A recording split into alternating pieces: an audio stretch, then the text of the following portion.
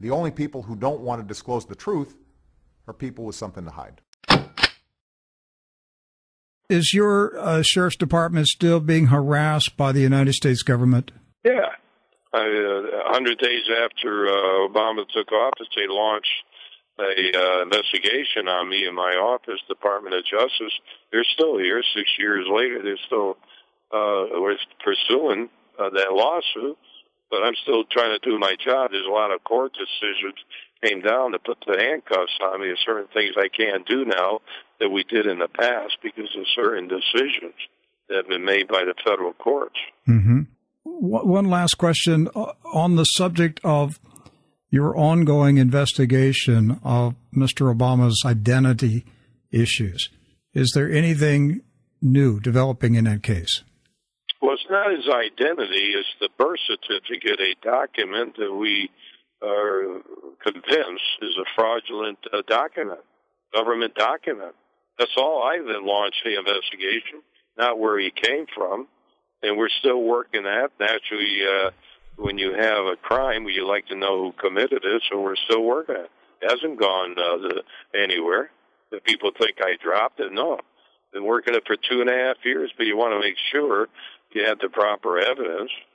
There had been speculation that your team is close to identifying the individual who fabricated the birth certificate that was placed on the White House website.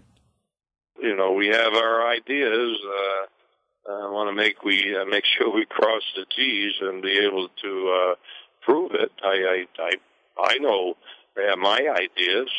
I can't say it. I want to prove it, and you know, we're still working it. It's not gone, and we come up with other sensitive situations that probably could be worse than the birth certificate. But once again, you got to try to prove this, but nobody will take it anyway.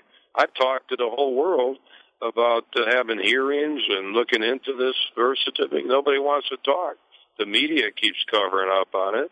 I can't believe this is happening in our country, that nobody wants to talk to us when we got evidence. Do you foresee that your department would issue a final report, or is there a possibility that there would be a referral to a grand jury for an indictment? Well, we're working on that. We're trying to get somebody or some people interested in doing something. So there's a lot of options out there. But you know what? I'm the law enforcement guy.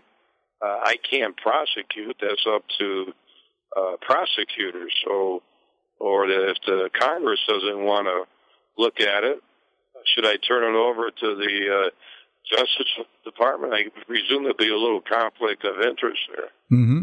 Pat Boone made a comment that he expects that some major announcement may be announced by September. Any possibility this could happen by September? Well, it's a possibility. I'm not trying to play games, but, you know, this is a sensitive thing that we're doing.